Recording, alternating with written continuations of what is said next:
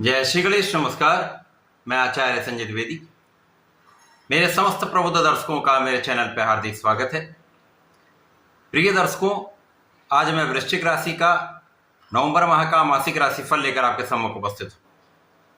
नवंबर माह में जो ग्रहों की स्थितियां तथा जो ग्रहों के परिवर्तन होंगे, इस माह में आपको किस प्रकार का लाभ देने जा रहे हैं, किन भाव में प्रबलता आएगी, इस माह में आपका स्वास्थ्य कैसा रहेगा, ज्ञान शिक्षा का भाव कैसा रहने वाला है, वैवाहिक पक्ष तथा संतान पक्ष कितना बलवान रहेगा, इस माह में आपका कार्यक्षेत्र कितना प्रबल होने वाला है, आपकी इनकम में कितनी वृद्धि हो सकती है अथवा धन का कितना आप लाभ लेने जा रहे हैं, भाग्य का कितना साथ मिलेगा, यदि कहीं पर कोई समस्या है तो उसका क्या निराकरण है, संपूर्ण विश्लेषण मैं पूर्ण तर्क के साथ करने जा रहा हूं।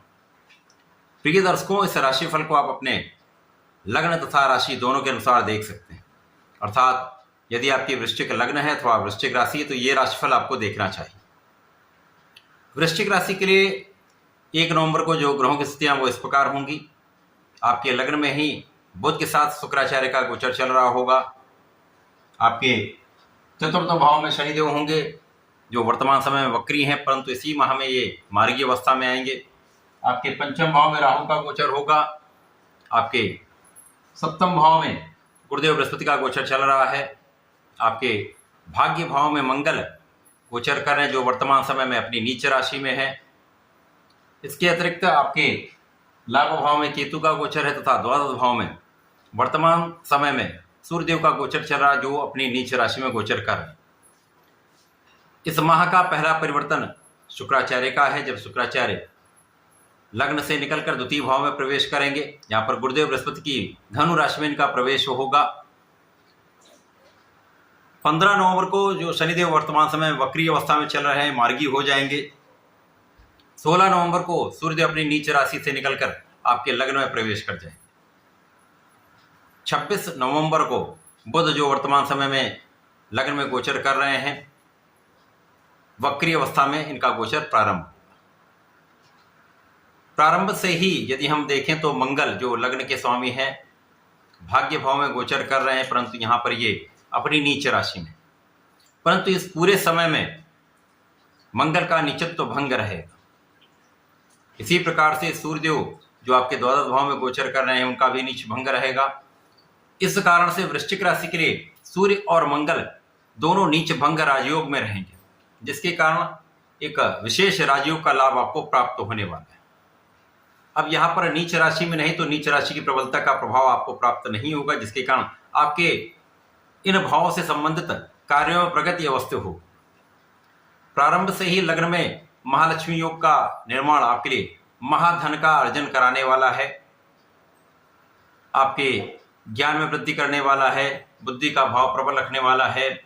कुशाग्र बुद्धि तथा कैलकुलेशन बहुत अच्छी होने के कारण आप सर्वश्रेष्ठ लाभ लेने जा रहे हैं। यहाँ पर आपका व्यक्तित्व भी बहुत आकर्षक होगा, आपके सौंदर्य में वृद्धि होगी तथा आपकी क्षमता में कई गुना वृद्धि होने वाली है। अब चूंकि यहाँ पर बुध आपके अष्टम भाव के स्वामी तथा आपके लाभ के स्वामी होकर गोचर करेंगे, इसी प्रकार शुक्राचार्य जो आपके सप्तम के स्वामी होकर गोचर कर रहे हैं तथा आपके द्वादश के स्वामी, तो यहाँ पर निश्चित रूप से आपकी इनकम में वृद्धि होने का संपूर्ण योग बन रहा है। अचानक कहीं ना कहीं से धन प्राप्ति का योग बनेगा। विदेशी भाव से, विदेशी संस्था से अथवा विदेश से संबंधित होकर किसी भी प्रकार के कार्य में आप हैं, वहां पर एक विशेष धन का योग बन रहा है।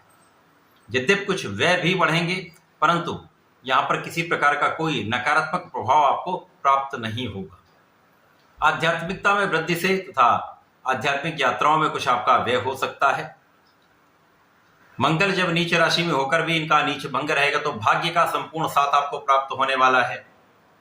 इसी प्रकार से सूर्यदेव जो दसम भाव के स्वामी होकर, कार्यक्षेत्र के स्वामी होकर आपके द्वादश भाव में गोचर कर रहे हैं, तो वहां पर विशेष परिस्थितियों में घर से बाहर रहकर अथवा विदेश से संबंधित होकर अथवा मातृस्थान से दूर रहकर विशेष लाभ प्राप्त होता है। यहाँ पर कानूनी समस्याओं का अंत होगा। यदि कोई कानूनी समस्याएं चल रही तो उनका हल निकल आएगा। हाँ, यहाँ पर आपके आंखों से संबंधित कुछ समस्याएं हो सकती हैं, यहाँ पे आपको सावधानी रखनी होगी, परंतु शत्रुओं पर संपूर्ण अंकुश रहेगा। ऋण पर आपका कंट्रोल रहेगा तथा यहाँ पर आप अपने ऋण से मुक्त होने वाले हैं। इसी प्रकार से सुखों में वृद्धि का समय है। ये माह आपके लिए सुख वृद्धि का है, जहाँ पर आपके सुख साधन भी बढ़ेंगे। भूमि भवन वाहन का संपूर्ण योग यहाँ पर बन रहा है। आपके कार्य क्षेत्र में विशेष रूप से आपको सफलता प्राप्ति होगी। एक अच्छे स्टेटस की प्राप्ति होने वाली है। मान सम्मान धन यश सम्मान समस्त सुखों का आप अर्जन करने वाले। जनता का संपूर्ण सहयोग प्राप्त होगा। इस समय में आपकी स्थिति अत्यंत प्रबल रहने वाली है। यह माह आपके लिए अत्यंत विशेष रहने वाला है, क्योंकि राहु और केतु का संबंध आपके पंचम तथा एकादश भाव से है, परंतु राहु भी शनिवत है। अतः यहाँ पर आपके लिए कोई बड़ी समस्या का योग नहीं बनेगा। यदि आप अपना संपूर्ण प्रयास शिक्षा में करते रहेंगे तो शिक्षा में आपको सफलता भी मिलेगी, परंतु आपको यहाँ पर अथक प्रयास करना पड़ेगा। इसी प्रकार से प्रतियोगिता परीक्षा की तैयारी कर रहे हैं तो वहां पर भी आपको संपूर्ण प्रयास करना होगा, लगे रहना अपने कार्य में। आपको यदि आप ऐसा करते तो सफलता तो मिलेगी। संतान पक्ष बलवान रहेगा, संतान से आपको सुख भी मिलेगा, संतान प्राप्ति का भी संपूर्ण योग है। अब यहाँ पर आपके ज्ञान से, आपकी शिक्षा से, आपके संतान से आपको लाभ प्राप्त होगा। यदा कदा कुछ समस्याएं आती रहेंगी, यहाँ पर विशेष रूप से आपको सावधान रहना होगा। प्रेम संबंधों के लिए समय अच्छा नहीं, जहाँ पर केवल भटकाव और समस्याएं ही होती हैं, तो यहाँ पर उनसे आपको बचना चाहिए। अब जब पहला परिवर्तन शुक्राचार्य का होगा, शुक्राचार्य आपके लग्न से निकलकर द्वितीय भाव में जाएंगे, जो कि धन का भाव है। अब वाणी के कारक लग्न में होंगे और आपके सप्तम तथा द्वादश के स्वामी शुक्राचार्य आपके धन भाव में होंगे तथा गुरुदेव की राशि में होंगे। गुरुदेव शुक्राचार्य की राशि में होंगे, जो कि लग्न पर प्रभाव डाल रहे हैं, जिसके कारण इस समय एक परिवर्तन राजयोग का भी विशेष लाभ आपको मिलने वाला है। वाणी का भाव अत्यंत विशिष्ट हो जाएगा, आपका ज्ञान बहुत अच्छा रहेगा, ऐश्वर्य वैभव सुख संपदा में 100% वृद्धि होगी। पारिवारिक संपत्ति से आपको विशेष लाभ मिलेगा, परिवार का संपूर्ण सहयोग प्राप्त होगा, परिवार में भी वृद्धि का योग है तथा यहाँ पर पिता का संपूर्ण सहयोग आपको मिलने वाला है। इसके पश्चात जब शनिदेव मार्गी हो जाएंगे तो आपके चतुर्थ भाव में ही रहेंगे। मार्गी होने से इनका प्रभाव आपके पंचम पर भी होगा, क्योंकि यहाँ पर पराक्रम तथा सुख भाव के स्वामी होकर इनका प्रभाव बढ़ने वाला है, जिसके कारण आपका परिश्रम अत्यंत श्रेष्ठ रहेगा। भाई बहनों का सहयोग मिलेगा, अच्छे मित्रों का साथ मिलेगा तथा यहाँ पर आपका परिश्रम संपूर्ण रूप से आपको लाभ देने वाला हो। यदि आप अपने कार्य क्षेत्र में लगे रहते हैं, संपूर्ण प्रयास करते रहते हैं, तो कोई ऐसा कारण नहीं जब आप आगे नहीं बढ़े, सफलता नहीं प्राप्त होगी, 100% आप सफल हो। इसी प्रकार से शत्रुओं का विनाश निश्चित है। लग्न को प्रबलता मिलेगी, केवल अपने आलस्य और कार्य को टालने की प्रवृत्ति से आपको बचना होगा। इस समय में जो लोग राजनीति में विशिष्ट लाभ प्राप्त करने वाले हैं, उनके कार्य क्षेत्र में भी वृद्धि होगी, उनके अधिकार क्षेत्र में भी वृद्धि होगी तथा उनका एक विशेष प्रभाव प्राप्त होने वाला है। जनता के बीच में विशेष रूप से इनका नाम भी होगा, विशेष रूप से प्रभावी रहने वाले। कार्य क्षेत्र की विशिष्टता से, कार्य क्षेत्र में आपके प्रभाव से, कार्य क्षेत्र में आपके योग्यता से आप लाभ लेने वाले हैं।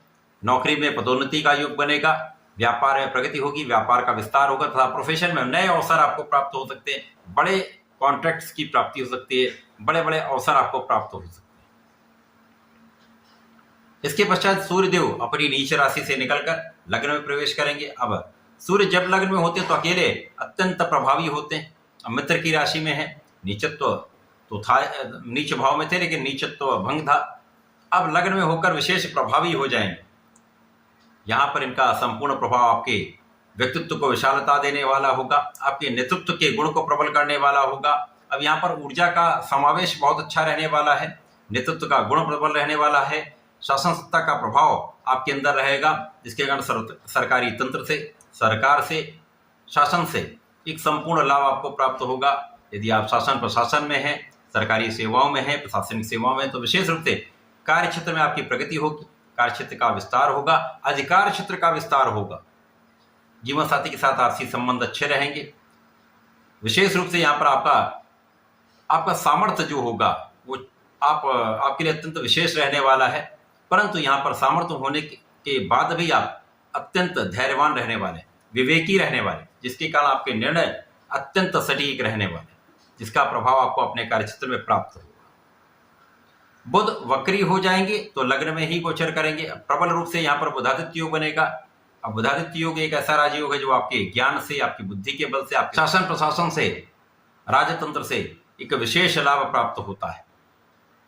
तो सरकारी सेवाओं से, सरकारी क्षेत्रों से, सरकार से एक विशेष लाभ आपको प्राप्त होने वाला है। यहाँ पर बुद्धि बल भी प्रखर रहने वाला है, क्षमता भी आपकी बढ़ने वाली है। तो 100% आपको अपने कार्यक्षेत्र में सर्वश्रेष्ठ सफलता का योग बन रहा। कोई ऐसा योग नहीं है, कोई ऐसा कारण नहीं जो आपको रोक सके। इस समय में आपको आगे बढ़ने से कोई रोक नहीं सकता। सर्वश्रेष्ठ सफलता की प्राप्ति आप करने वाले। इस पूरे माह में आपको नियमित रूप से भगवान मंगल के मंत्र का जप करना चाहिए। यदि मंगल के मंत्र का जप नहीं कर सकते तो भगवान शंकर मोचन की शरण में रहें। ओम हम हनुमताय नमः के 27 बार जप कर ले तथा प्रतिदिन जब भी अपने कार्य क्षेत्र में जाए तो इस मंत्र को जप के जाए। आपके कार्य क्षेत्र में आपको सफलता मिलेगी, अवरोध दूर हो जाएंगे, किसी प्रकार का कोई संकट आपको छू भी नहीं पाएगा। तो ऐसा करके इसका लाभ लें। धन्यवाद, नमस्कार।